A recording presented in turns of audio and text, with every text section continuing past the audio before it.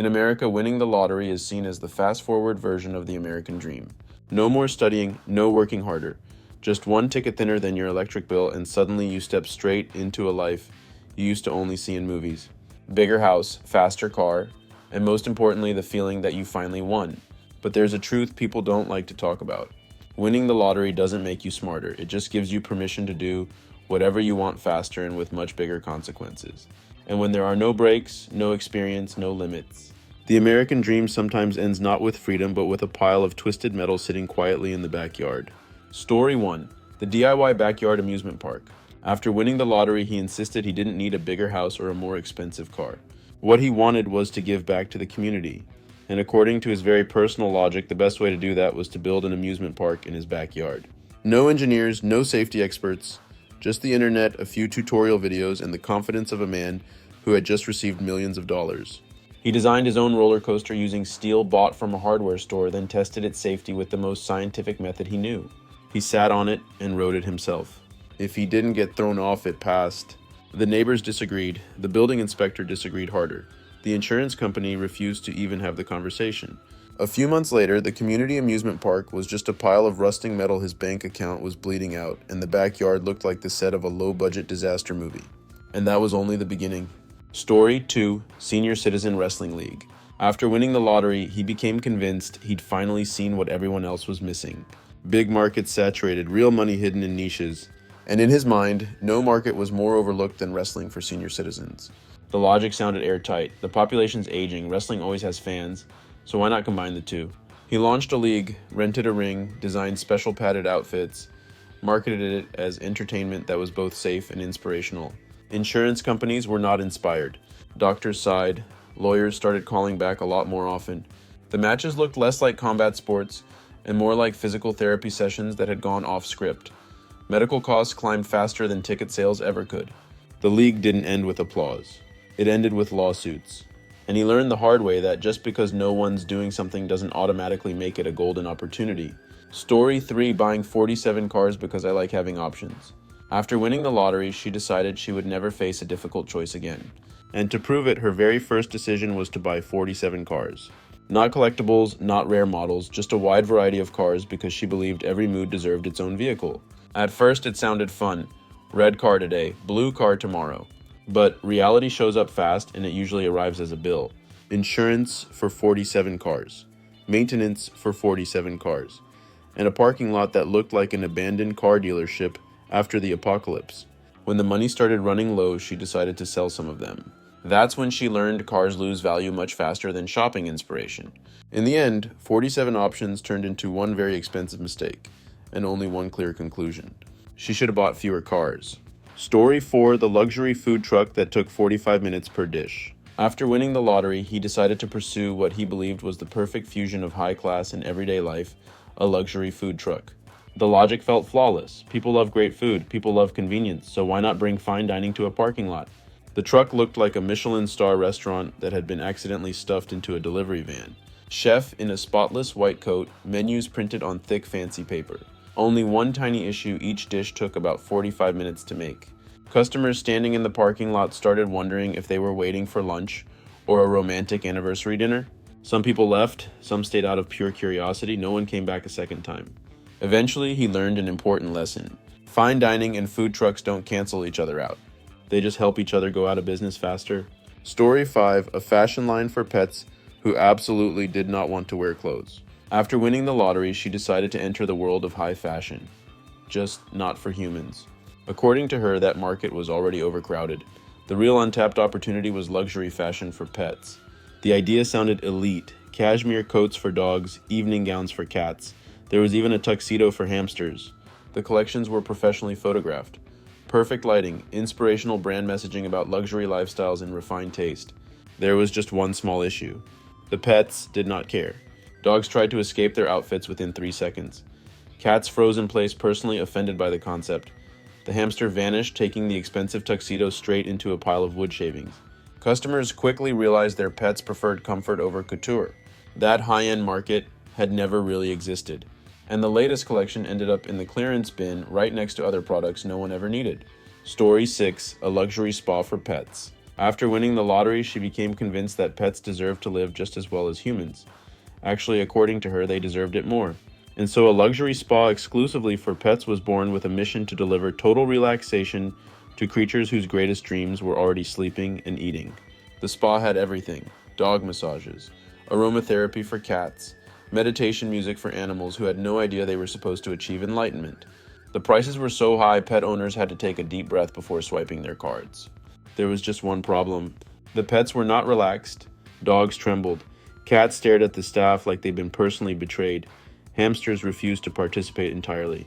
The owners weren't any calmer, standing there anxious, watching their pets become more stressed and quietly wondering why they were paying for this experience. Eventually, the spa shut down. The pets went back to sleeping on the couch, and everyone learned the same lesson. Not every form of luxury creates happiness, especially for creatures who never asked for it in the first place. Story 7. Luxury glamping for people who hate camping. After winning the lottery, he decided to jump on the glamping trend, luxury camping. There was just one tiny issue: he absolutely hated camping. He hated bugs, hated sleeping outdoors, hated anything that didn't have a power outlet. So he built a glamping site that completely removed everything people actually like about camping.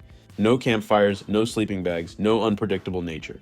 Instead, king-size beds, air conditioning, giant TVs, high-speed Wi-Fi, and 24/7 room service. The result? A luxury resort in the middle of the forest for people who didn't want to be in a forest. Camping fans thought it was pointless. Hotel lovers didn't understand why they had to drive into the woods to stay in a room that felt exactly like a hotel. Eventually, the glamping site shut down, and he learned a simple lesson. If you have to remove everything that defines an idea to make it enjoyable, maybe that idea was never meant for you in the first place. Story 8. Hiring personal shoppers to buy everything that could possibly exist. After winning the lottery, she decided she would never shop for herself again.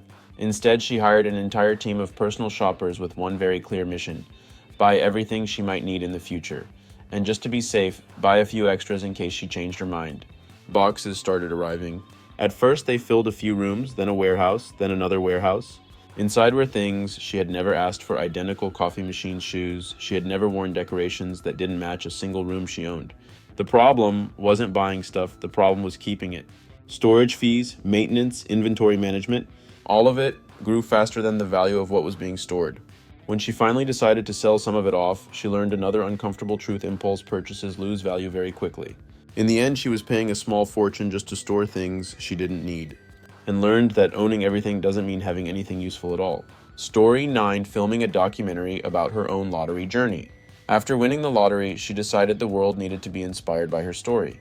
And according to her, the best way to do that was to hire a documentary crew to follow her life-changing journey from day one. The cameras captured everything. Champagne pops, shopping contracts being signed, deep speeches about the meaning of money and responsibility delivered from a luxury chair that had arrived that very morning. Very cinematic, very Oscar bait. Here's the problem: the documentary didn't tell the story she thought it would. When the money started running low, the cameras kept rolling. Bad decisions were recorded in HD. Pointless projects, unnecessary spending, all of it archived forever. By the time the film was finished, it wasn't inspirational. It was a warning. The production team sold the documentary. It did well, and the main character learned the final brutal lesson. The only people who truly made money from her story were not her. Story 10. Hiring 24/7 bodyguards to protect money that was disappearing anyway. After winning the lottery, he became convinced that everyone was watching him. Not because he was famous, but because in his mind, countless strangers were just waiting for the perfect moment to take his money. The solution felt obvious: hire full-time bodyguards. It started with 2, then 4, then a full team following him everywhere from the grocery store to the mailbox. Every conversation happened with someone standing a few steps away, staring intensely like a robbery was about to go down at the checkout counter. The problem? The biggest threat wasn't strangers. It was the bills. Salaries for security, surveillance equipment, armored vehicles, endless safety procedures. The money drained faster than any imaginary thief ever could. Eventually, there was nothing left to protect. No money, no guards, no people around at all. Turns out the fastest way to become isolated isn't fearing others. It's paying to keep them away. Story 11. A party planner who only planned parties for herself. After winning the lottery, she discovered something very important: she was really good at throwing parties. At least parties for herself. So, she decided to become a professional party planner, starting with the most extravagant events money could possibly buy. Every party had a theme: private chefs, live bands, over-the-top decorations, a guest list so long it looked impressive on paper. People showed up. They laughed. Glasses were always full. From the outside, it all looked like success. There was just one small detail. Most guests came for the free food and the good alcohol. When the party ended, they disappeared just as fast as they arrived. No follow-up calls, no invitations in return, no one reaching out. After dozens of parties, she finally realized something. Throwing parties is easy. Being remembered can't be bought with money.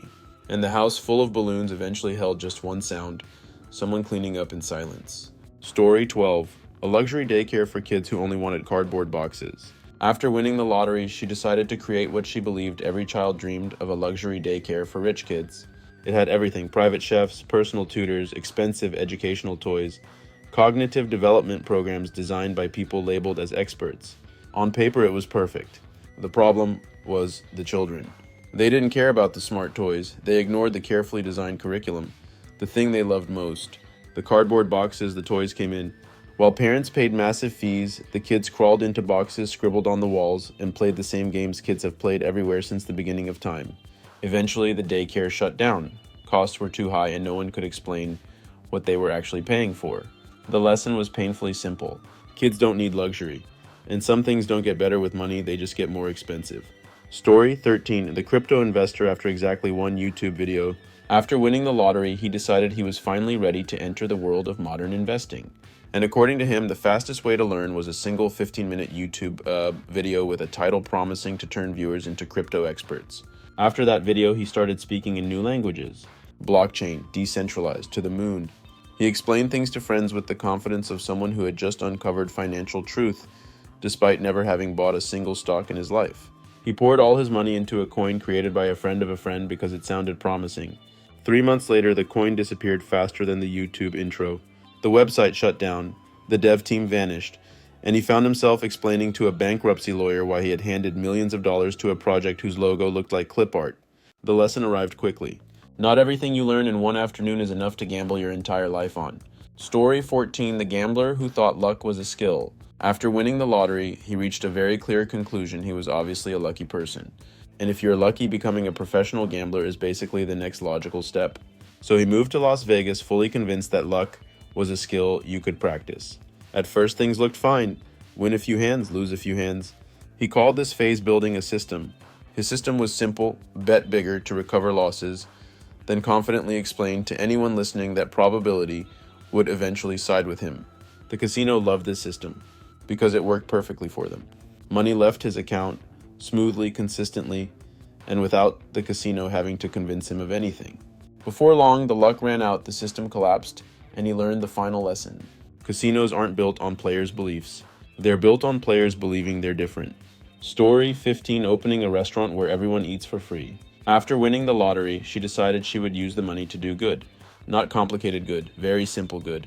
Open a restaurant and feed everyone for free. Her logic was straightforward: if someone says they're hungry, they deserve a good meal. The restaurant filled up fast. No ads, no big sign. Word spread faster than the smell of food. People came not just because they were hungry, but because the food was good and completely free. No one asked where the money came from. No one asked about long-term plans. But the bills kept showing up. Ingredients, staff salaries, rent, utilities. Everything cost money except the customers.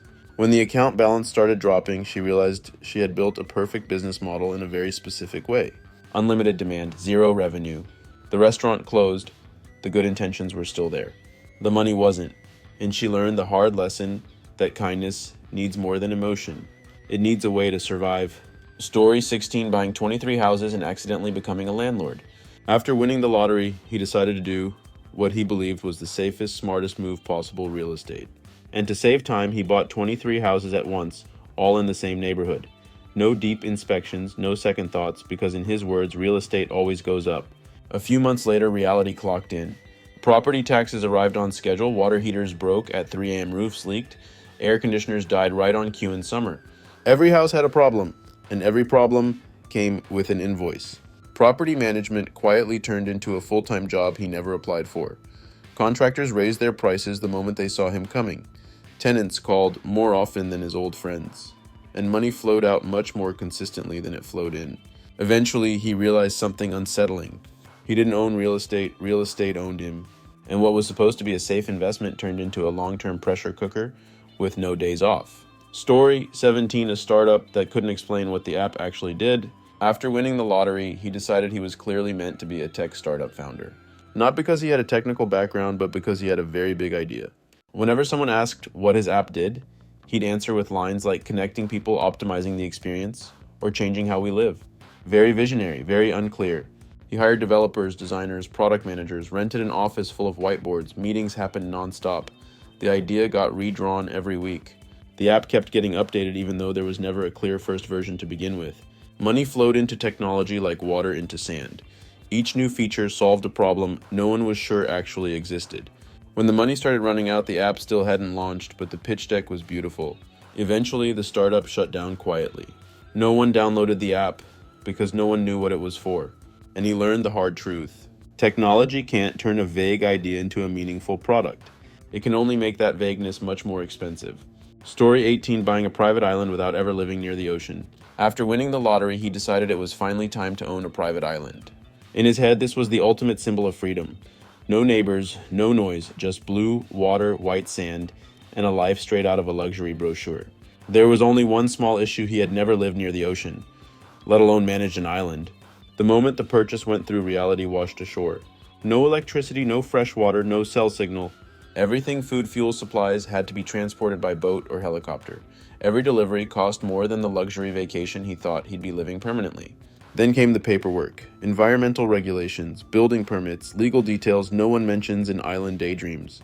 Slowly, the island turned into a place where he sat alone staring at the sea, wondering why he missed his Wi-Fi equipped apartment so much. The fantasy faded. What remained was a very expensive piece of land and a level of isolation that money couldn't soften. Story 19, a backyard zoo in a quiet neighborhood. After winning the lottery, he decided he no longer wanted to go to the zoo. He wanted the zoo to come to him. And in the most logical way his brain could justify, that meant turning his backyard into a mini zoo. It started small, a few exotic animals. Then came species that needed special enclosures, custom diets, and highly specialized veterinarians. He called it a passion. The neighbors called it a nightmare. Roaring noises, strange smells, and a growing sense that something very unsafe was happening next door. Neighborhood meetings were called. When that didn't work, local authorities stepped in. Permits, wildlife laws, public safety regulations. All the details that zoo daydreams never include. In the end, the zoo shut down before it ever officially opened to the public. The animals were relocated, the money was not. And he learned a simple truth. Not every wild dream belongs in a quiet suburban neighborhood. Story 20, collecting antiques without knowing antiques from trash. After winning the lottery, he decided to become an antique collector. In his mind, the logic was simple: the older something is, the more valuable it must be. So, to avoid missing out, he bought anything labeled vintage, antique, or old-fashioned. Items piled into warehouses. Tables with loose legs, clocks that didn't work, lamps that looked historic but were really just broken. Every seller said the same line: "This one is rare." And he nodded every time, because when you're rich, doubt feels unnecessary. The problem only appeared when he tried to sell. Experts took one look and shook their heads. Most of it was just old stuff, not antiques. The value he believed in collapsed faster than the peeling paint on his treasures. In the end, he learned something money couldn't buy. Knowledge isn't sold by weight, and cash can't help you tell the difference between history and trash.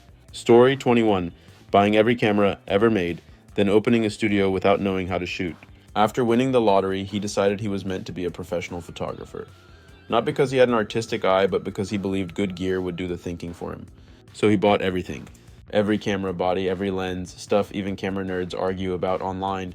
His studio looked like a camera store that had exploded in reverse. Cameras hanging everywhere, lenses lined up like trophies, lights, tripods, backdrops, enough equipment to impress anyone who walked in. And they were impressed until he started shooting. Photos came out blurry, lighting was off, angles were confusing. He blamed the settings, then the software, then the fact that the gear wasn't high-end enough yet. So he bought more. When clients didn't come back, the realization finally hit. Equipment can be expensive, skills don't magically come in the box. And there is no lens powerful enough to hide the fact that you don't actually know what you're doing.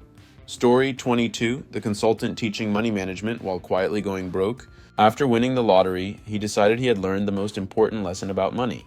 Not because he managed it well, but because he had once had a lot of it. And by that logic, he launched a financial consulting company to help others avoid making the same mistakes. The website looked legit. Professional design, photos of him in a suit, arms crossed, confident stare. The sessions were full of big phrases, money mindset, financial energy, don't let money control you. The one thing he never shared his bank account, which was quietly draining. Clients paid to hear advice from a man who was selling off his own stuff to cover bills. Every session ended with motivation. None ended with measurable results. Eventually, the consulting firm shut down. Not because there were no clients, but because there was no money. And that's when he learned the final irony. In a world full of experts, the rarest thing isn't advice. It's someone who actually lives what they teach. Story 23. A life coach for the wealthy after winning the lottery yesterday. After winning the lottery, she reached a very American conclusion. If her life just changed overnight, then she must have something valuable to teach other people. So she became a life coach for the rich, even though her entire wealth journey was less than a year old. She talked about work-life balance, the pressure of being wealthy, living as your highest self. Everything sounded smooth, inspirational, especially when delivered in very expensive coaching sessions. The problem, all her advice lived in theory. When clients asked specific questions, the answers drifted back to vague concepts and familiar quotes. No concrete plans, no long-term experience. Nothing that had actually been tested. As her money started shrinking, the coaching sessions quietly thinned out too. And that's when she learned the difference. Feeling like you understand life is not the same as actually understanding it.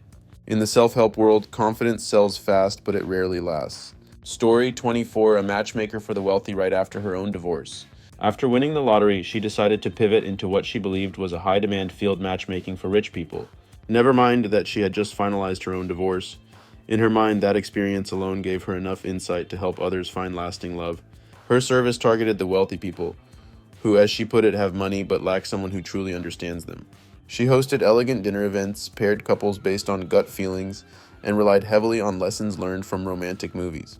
Every introduction came with the same confident line, "You two are a perfect match."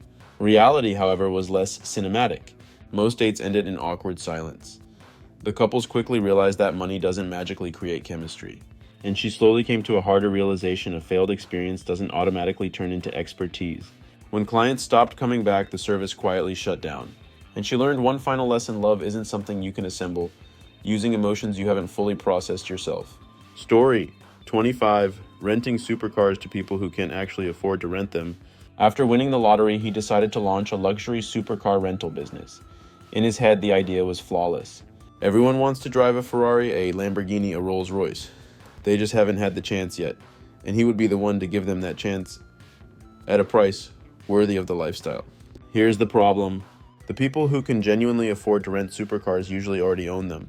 And the people who were the most excited, they could afford a photo next to the car, not the rental fee, not the insurance, and definitely not the security deposit. The costs were anything but glamorous. Insurance was brutal. Maintenance was constant. Every tiny scratch came with a bill that hurt emotionally. The cars spent more time sitting in the garage than on the road, but the money kept leaving anyway. In the end, he learned a very clean lesson. An idea that sounds rich doesn't automatically mean a real market exists. And in business, expenses don't care how luxurious you look. Story 26. Charity for anyone who told a sad enough story. After winning the lottery, he decided to become a real philanthropist. No paperwork, no criteria, no forms. If someone's story sounded sad enough, they deserved help. That was the system. In his mind, money should go to whoever needed it most, and he trusted himself to sense that instantly. The rumors spread almost as fast as the checks. Soon, people were lining up outside his house.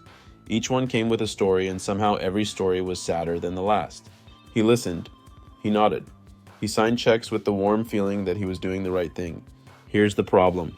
Stories are infinite, money is not. There were no limits, no controls, no long-term plan. Every donation felt good. The bank account felt lighter. And when the money finally ran out, the line disappeared too. The good intentions were still there. They just couldn't pay the bills. That's when he learned the expensive lesson. Uncontrolled charity doesn't just drain money, it turns kindness into the fastest route to bankruptcy. Story 27, a pet hotel fancier than hotels for humans. After winning the lottery, he decided his pets deserved the absolute best. Actually, in his mind, they deserved more than people. So he opened a luxury pet hotel so upscale it made human hotels look a little insecure. Every room came with plush beds, giant TVs, 24/7 live cameras, and custom menus designed by a chef. Pet owners felt incredibly reassured. Everything looked expensive. Everything looked professional. Surely their pets were living the dream. Except the pets had no idea. They didn't watch TV, didn't care about curated menus, didn't appreciate luxury branding. What they wanted was simple: their own home, their usual couch, and the familiar smells that said, "I belong here." So while owners felt calm, the pets were stressed, and operating costs kept climbing. Eventually, the realization hit. Spending more money doesn't automatically make someone happier, especially when that someone never asked for luxury in the first place. Story 28, a tech company built on an idea that sounded good in my head. After winning the lottery, he decided to start a tech company. Not because he understood technology, but because he had an idea that, according to him, just sounded really good. Whenever someone asked what the idea actually was, he'd say it was like a few famous apps combined but better. He hired developers, designers, project managers, rented a modern office, added a ping pong table because nothing says innovation like mandatory fun furniture. Meetings happened nonstop. The idea changed every week. Whenever a problem appeared, his solution was always the same: hire more people. Money burned faster than progress. Features were built then abandoned. The product was always launching soon, but never actually launched. When the budget finally ran out, the company shut down quietly, leaving behind unfinished code and a very impressive collection of pitch decks. In the end, he learned the hard truth. In tech, an idea that sounds good isn't enough to create a product. An ego, when it is impaired with understanding, doesn't make mistakes disappear. It just makes them much more expensive. Story 29, buying degrees, certificates, and titles to become a person of value. He decided to become a person of value in the fastest way the internet suggested buying it. An Express MBA, yes. An International Leadership Certificate, yes. Titles like Dr. Sir Ambassador, all included, shipped straight to his door. His office looked like a paper museum, degrees covering the walls, shining in golden frames. His business card was so long it had to be folded in half, and even then, you still hadn't finished reading all his titles. He could confidently introduce himself for 3 full minutes, but no one could remember what he actually did for a living. The problem was, no one wanted to collaborate, no one asked for his opinion, no one trusted him. Turns out knowledge doesn't automatically appear when you swipe a card, and credibility doesn't accumulate like reward points on a receipt. In the end, he realized a painful truth.